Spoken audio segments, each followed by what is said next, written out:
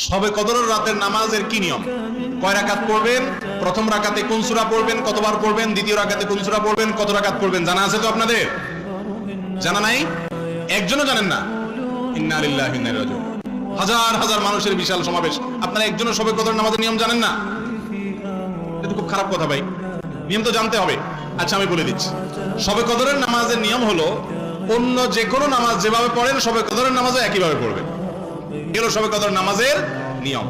এমন কোনো কথা নাই যে শবে কদরের নামাজে প্রথম রাকাতে সূরা ফাতিহার পর অমুক সূরা এতবার পড়তে হবে, দ্বিতীয় রাকাতে ততবার পড়তে হবে, এরকম কোনো কথা কোরআন হাদিসে।